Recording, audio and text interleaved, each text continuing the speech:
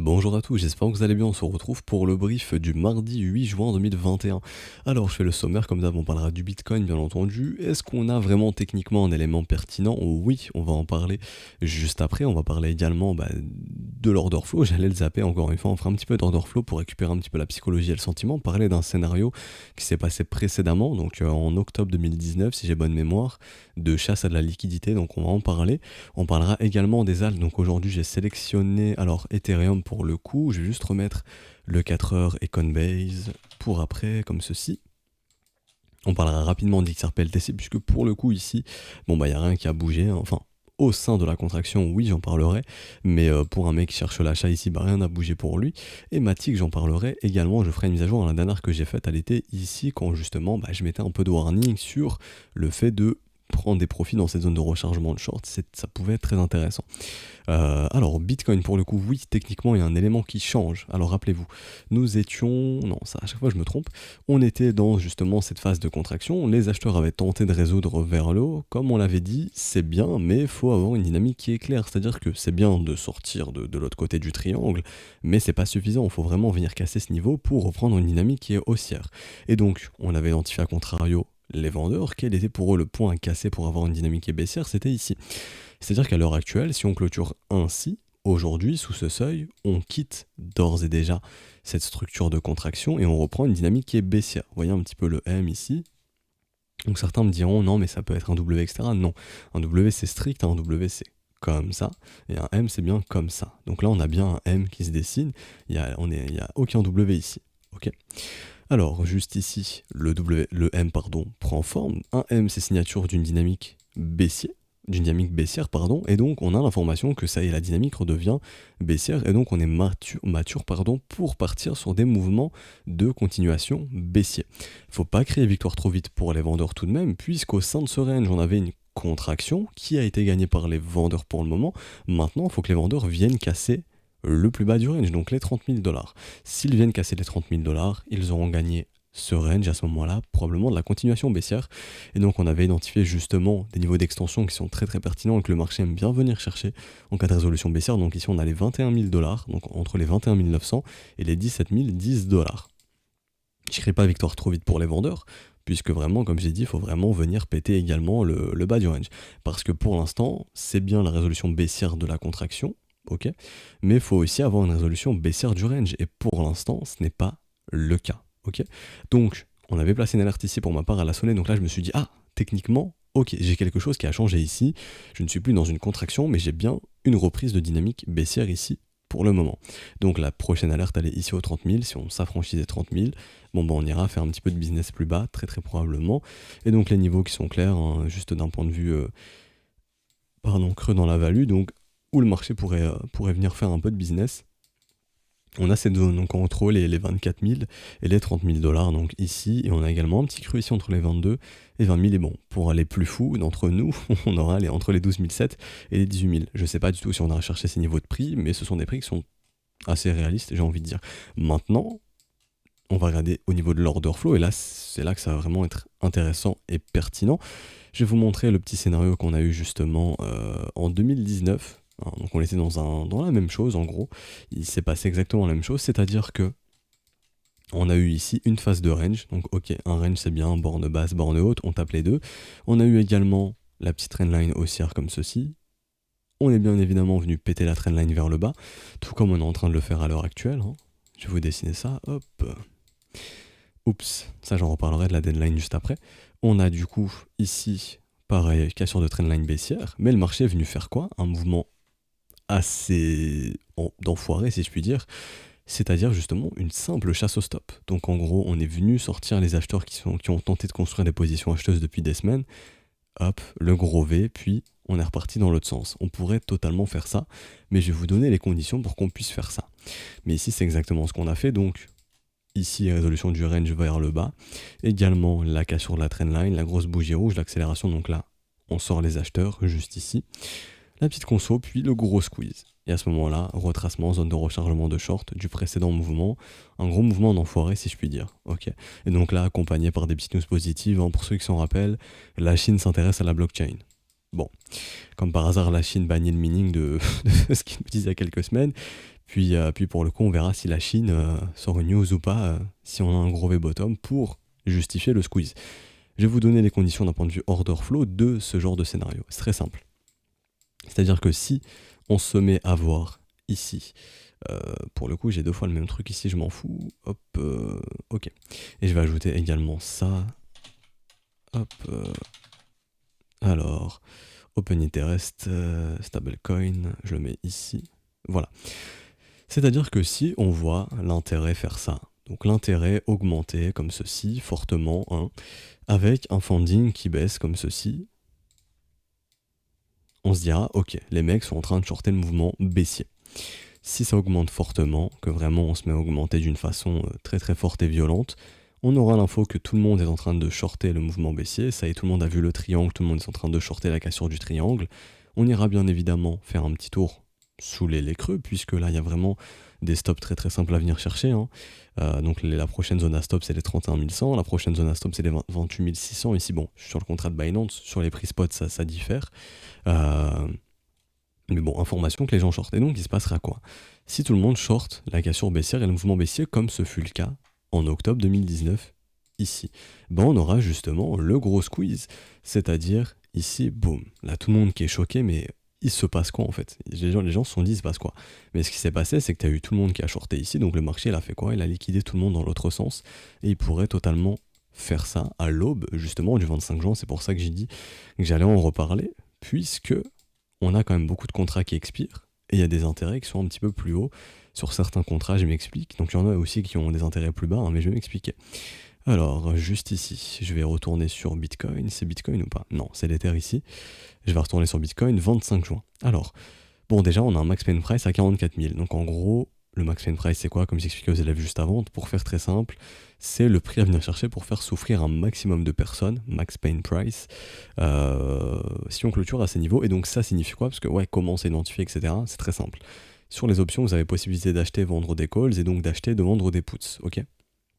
Si on vient chercher les 44 000, c'est un petit peu le niveau qui vient faire expirer un maximum de contrats worthless. Worthless, ça veut dire quoi? Un maximum de contrats qui expirent en perte. Donc en gros, les calls expirent en perte et les puts expirent en perte également. Donc il y a un maximum de gens qui perdent. Donc ça, c'est les 44 000 $. Ok. Donc ça ferait sens de clôturer proche des 44 000, peut-être aux alentours du 25 juin, pour rect un maximum de gens sur les options. A noter également que l'intérêt des options il est quand même assez élevé. Je vais essayer d'aller vous choper ça pour que vous puissiez voir un petit peu. Analytics ici, hop, hop, hop, il y a beaucoup d'argent en jeu, du coup, ça pourrait faire sens de venir chercher ce max pain price, mais ça veut pas dire qu'on va absolument y aller, hein. Vraiment, j'insiste là-dessus. C'est c'est pour vous montrer un petit peu le fameux scénario. Allons chercher, allons faire la chasse au stop, puis le gros rebond derrière. Et allons bloquer un maximum de vendeurs également.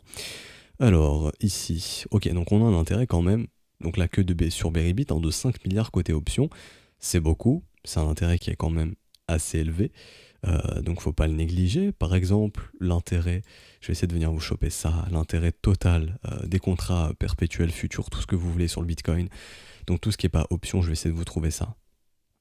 Alors, Global Charts, normalement je peux vous trouver l'intérêt, Allcoin Open Interest, donc là ok. Là c'est tous les coins, donc 22 milliards pour tous les coins, mais non on s'en fout, ce qu'on veut c'est le Bitcoin. BTC, on a un intérêt pour tous les contrats Bitcoin de... Ah, c'est quand même plus élevé, ok, je pensais que c'était moins élevé, mais quand même 10 milliards. Ok, donc c'est quand même plus élevé pour le coup sur... comment dirais-je sur les contrats futurs perpétuels, etc., etc., etc. Ok, mais bon, 5 milliards sur les options, c'est pas rien quand même, il y a énormément d'argent en jeu, donc ça pourrait faire sens, justement, de faire la fameuse chasse au stop, puis d'aller chercher le max pain price par la suite. Si surtout tout le monde short le mouvement baissier. Et là ça commence un petit peu, hein. Les gens commencent un petit peu à shorter le mouvement baissier, mais c'est rien de fou encore, c'est rien d'extraordinaire. Faut vraiment qu'on ait un intérêt qui explose. Là pour le coup, c'est pas un intérêt qui explose beaucoup. Donc il n'y a pas de quoi s'alarmer ou de s'affoler, de se dire on est à 100% dans ce scénario. Du tout.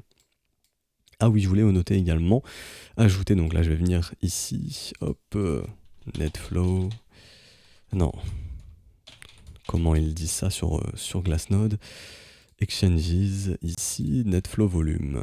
Ok, donc à noter quand même qu'on a des records quasiment en .flow, ce qui indique tout de même qu'on a beaucoup de bitcoins qui sont envoyés ailleurs que des exchanges, donc probablement pour être holdés, ou ça peut totalement être aussi de la vente OTC, pourquoi pas.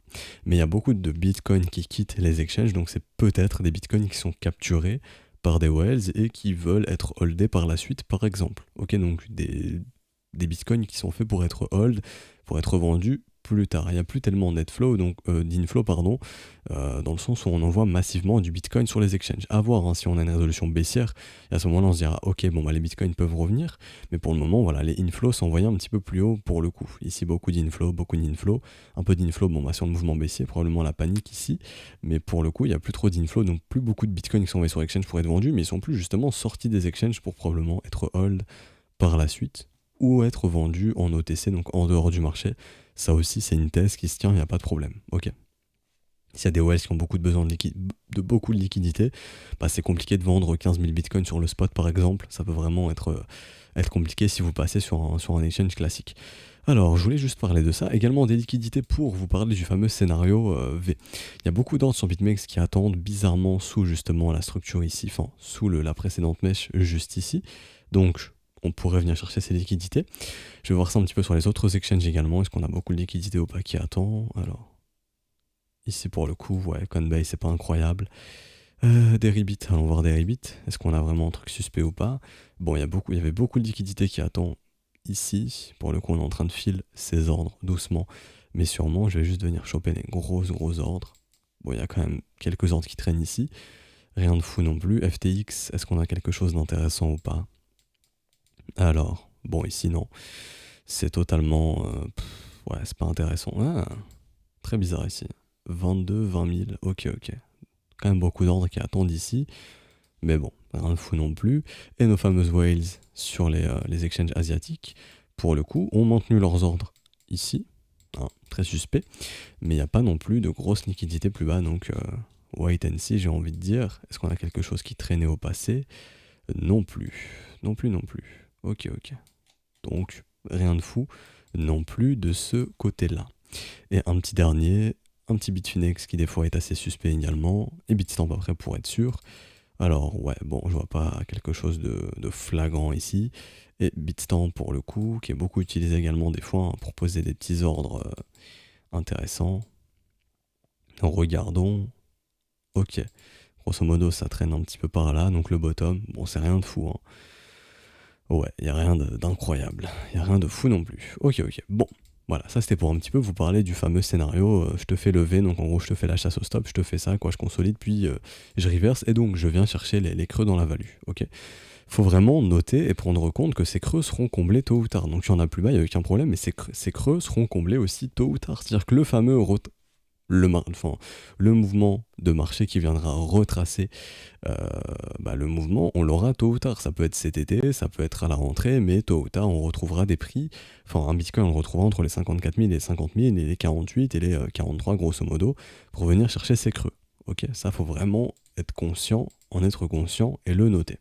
Donc maintenant, techniquement, est-ce que moi je viendrais acheter ce marché pour le moment? Non. En tant qu'investisseur, si j'étais dans l'optique d'acheter du bitcoin, je le ferais au minimum dans cette zone de rechargement. Un investisseur vraiment qui est là pour le long terme, il viendra au minimum recharger sous les 26 790 dollars. Ça, c'est pas une zone qui m'intéresse techniquement. Ok, c'est bien, c'est le précédent support, mais j'ai besoin d'avoir une bonne localisation, chose que je n'ai pas ici. Donc pour moi, la bonne localisation se trouve plus bas. Donc un investisseur rationnel viendra acheter plus bas, ok? Maintenant, est-ce que si je voulais prendre un trade au niveau du bas du range, est-ce que je le prendrais également? Non, je ne prendrais pas un trade sur le bas du range, hein, puisque j'ai aucune confirmation ici. C'est-à-dire que j'ai une résolution baissière de ma dynamique, j'ai que la localisation ici, c'est-à-dire que j'ai que le bas de mon range. Qu'indique mon momentum, je vais y arriver. Mon momentum indique que ce momentum est toujours baissier, que ce soit en 4 heures ou en 1 heure. Ici, c'est toujours un momentum qui est baissier, je vois aucune divergence pour le coup. Ah, peut-être qu'on a une toute petite divergence, mais bon là, ouais. Ok, il y a vraiment ça qui est minime. Bon, honnêtement, je sais pas si c'est suffisant pour le coup. J'attendrais quelque chose de bien plus défini. Par exemple, quelque chose comme ça. C'est-à-dire ici, ok, le rebond, poursuite du mouvement baissier, on vient chercher vraiment le bas du range. Ici, on crée la divergence comme ceci. Et là, la structure. Ça serait un bon trade de bas de range. Pour l'instant, on est loin de tout ça, ok? Donc en gros, acheter ici, c'est un peu acheter un couteau, tout simplement. C'est vraiment acheter un couteau qui tombe et ça peut vraiment faire mal. Là, je pense qu'on est en un rebond pour venir sortir un peu les vendeurs agressifs qui sont rentrés ici. Un petit rebond pour poursuivre le mouvement baissier très très probablement. On peut voir ça, je pense, juste ici facilement, ouais. Un peu de liquidité dans les 33 003. Un petit peu ici qui nous attend, pourquoi pas 34 003. Voilà, venir liquider un peu de vendeurs pour poursuivre probablement le mouvement baissier tant qu'on n'a pas d'information que celui-ci est terminé. Ça peut se terminer sur un V, il n'y a pas de problème, mais au moins des divergences de momentum qui montrent vraiment que voilà, quoi, on a vraiment une paire de momentum. Ici, c'était un peu plus clair, hein, là, ça se voyait bien. Ici, c'est vraiment... voilà, faut vraiment zoomer, mettre des lunettes avec un microscope pour bien voir la divergence. C'est pas trop ce qu'on recherche. Ok, ça se verra plus, par exemple, sur une unité de temps plus faible, du 5 minutes, je pense. Pour voilà, ceux qui veulent vraiment scalper ou autre, la divergence, ça se verra, je pense. Et encore, elle se voit même pas en réalité. Ouais, bon, pour le coup, elle se voit. Est-ce qu'elle a été confirmée? Ok, ouais, en 5 minutes, elle a été confirmée ici. Rien de fou non plus. Hein. Donc, c'est pas une divergence 5 minutes qui va nous sauver d'une contraction quand même qui dure depuis plusieurs semaines ici, qui trouve résolution vendeuse. Donc là, il faut vraiment pas crier victoire, victoire trop vite. Donc voilà, juste pour dire que ce mouvement, ce niveau est très important et a été cassé, donc reprise d'une dynamique qui est baissière. Et donc à ce moment-là, les vendeurs sont en contrôle du momentum et en contrôle de la dynamique. Donc je ne peux pas vous dire que ce marché est bullish. Ok. En revanche, si vous êtes investisseur, tout ce qui vient sous les 26 600 $ pour vous, ce sont des prix qui sont très très attractifs. Et à ce moment-là, un investisseur pourrait venir agir ici sans trop de problèmes. Alors pour le Bitcoin, j'ai fini, j'ai plus grand chose à dire. Juste regarder d'un point de vue spreads ici. Alors, on a des M qui se redessinent sur les spreads. Donc, quelle information avons-nous ici? On a bel et bien un retour d'offre. Là, je mets la flèche. Retour d'offre. À noter, en revanche, enfin tout de même, hein, qu'on est en backwardation. C'est-à-dire qu'on a, grosso modo, on a des spreads futurs qui sont, enfin on a des prix futurs qui sont inférieurs au prix spot. Ça signifie qu'on commence à avoir un sentiment pessimiste pour le futur tout simplement, et généralement Bitcoin aime bien poser ses bottoms quand on arrive en backwardation, on est un petit peu dans un environnement où on est plus proche de la capitulation que de l'euphorie de marché. Quand vous avez un spread qui est très élevé comme ça, par exemple 6 000 $, là c'est vraiment un marché qui a un sentiment qui est très fort, très bull, peut même parler peut-être d'euphorie, encore c'est même pas une euphorie monstre, hein. Pour moi j'ai pas ressenti l'euphorie qu'il y avait en 2017, mais en tout cas d'un point de vue spread, c'était un sentiment qui était vraiment très prononcé, et ici on commence à entrer en backwardation, donc dans des sentiments de peur. Donc ça vraiment il va falloir suivre ça avec attention, mais ce qu'il faut noter tout de même, c'est la structure des spreads qui annonce un retour d'offres, donc un avantage aux vendeurs, et nos spreads USDT ici qui se remettent à dessiner des W, ça annonce quoi? Ça annonce également qu'on a tout simplement les capitaux, donc en gros que les capitaux du Bitcoin et Alt vont dans l'USDT. Donc que les gens sont en train de vendre leurs Bitcoin et leurs Alt pour de l'USDT, ce qui fait que tout simplement, l'offre est bien présente. L'offre est présente et s'accentue ici, tout simplement. Alors, ensuite, un petit point macroéconomie, donc le dollar index qui consolide toujours depuis ce W, qui est en train d'essayer de faire son petit rallye ici pour le coup. L'action Coinbase qui est toujours pas recherchée, enfin il n'y a toujours aucune structure ici qui pourrait annoncer.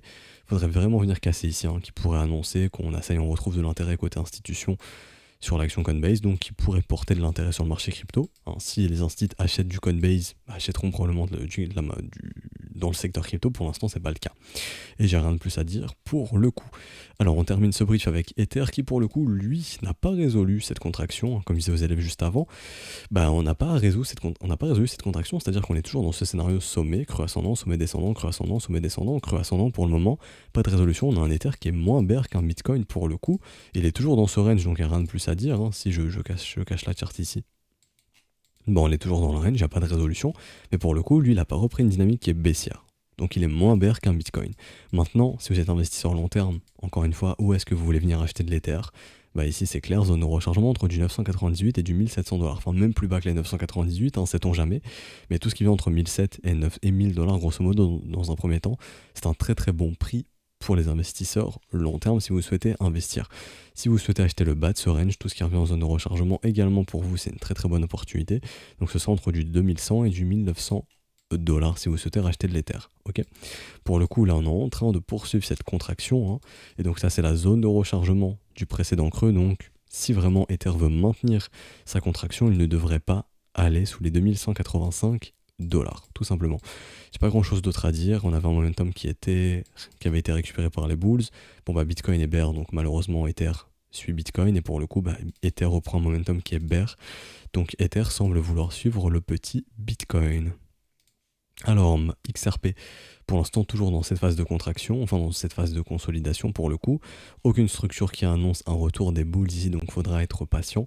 Et c'est la même chose pour Litecoin, donc ça n'a pas bougé pour le coup depuis hier.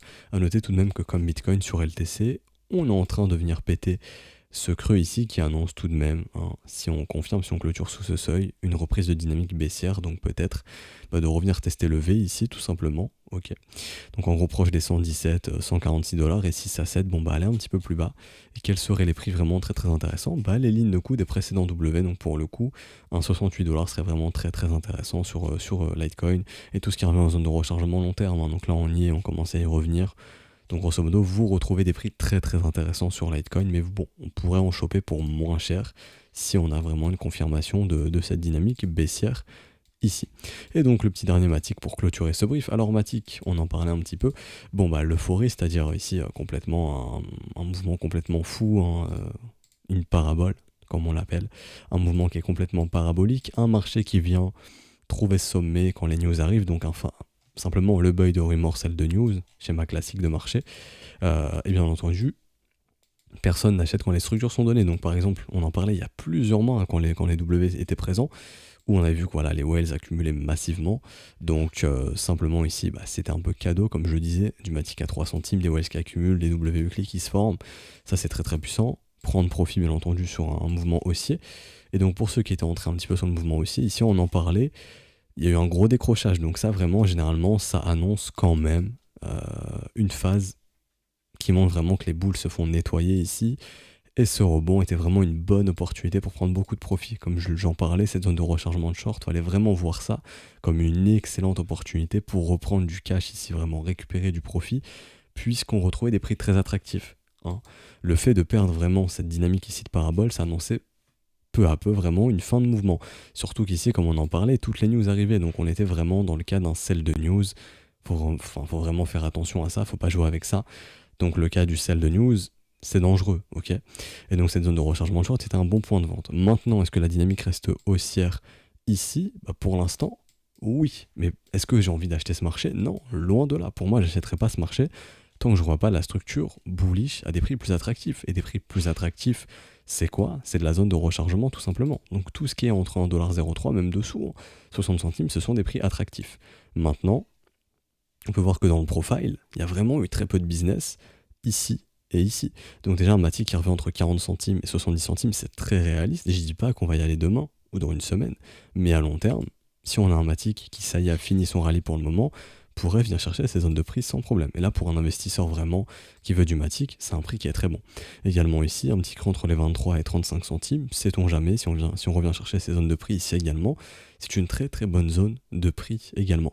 Vous pouvez aussi ajouter le 0,886, donc si on est vraiment dans un scénario, on retrace à mort sur ce marché, ici pour le coup les 30 centimes, donc la zone de creux qu'on a identifiée serait un très très bon prix également. Mais pour le coup, tant que je ne reverrai pas une structure de bottom se poser comme ça ne m'intéresserait pas. Ça ne m'intéressera pas tant que je ne reverrai pas ce qui s'est posé ici. Donc là, pour le coup, ça a mis du temps à se poser, hein, du 14 mars 2020 jusqu'en janvier 2021. Quasiment un an. Les bottoms, c'est long à se poser, ok? Comme ça. Tant que je ne revois pas ça, Matic ne m'intéressera plus pour de l'achat ici. Donc simplement, vente sur le marché vertical, plus ici, comme on le disait, zone de rechargement de short, c'est vraiment une opportunité exceptionnelle pour reprendre du profit, hein, parce que le marché repropose des prix qui sont vraiment très très bons, proches du précédent sommet, et pour le coup, là on est en train de repoursuivre, malheureusement c'est pas très beau ce qu'on se met à voir ici, donc on reprend une dynamique qui semble être baissière ici. Ça me donne pas envie d'acheter ici du Matic tout simplement. Si je devais en acheter, comme j'ai dit, c'est vraiment sur des prix plus bas, en tout cas pour l'investissement long terme. Pour tout ce qui est day trading, etc., vous savez très bien, hein, vous prenez les zones de rechargement sur du court terme et vous essayez de trouver des signaux, mais là, franchement, ça m'intéresse pas quoi. Matic, c'est plus pour du long terme si vraiment je veux racheter ce marché. Pour l'instant, ça m'intéresse clairement pas. Du coup, on va s'arrêter ici. J'espère que ça vous aura plu. Si c'est le cas, n'hésitez pas à laisser un petit pouce bleu, à vous abonner si ce n'est pas déjà fait, à nous rejoindre sur Discord également. Je tiens à préciser, c'est vrai que j'en parle très très peu souvent, mais qu'on a justement les modalités de paiement en crypto, hein. Donc là, c'est un peu tard pour rentrer via le Patreon. Tout est expliqué sur le Discord si vous voulez rejoindre l'école et assister à la suite du brief. Et même avant, je parle avec les élèves pendant 1 heure généralement pour assister au brief que je poursuis avec les élèves. Donc tout est expliqué ici, hein, si vous voulez rejoindre avec les modalités crypto dans le salon bienvenue dès que vous arrivez sur le Discord. Si vous avez une quelconque question, n'hésitez pas à envoyer un petit message à un des professeurs connectés ici et on vous répondra. Je vous souhaite une bonne journée, on fera une update demain si le marché a bougé. On verra tout ça ensemble. Ciao ciao et bonne journée.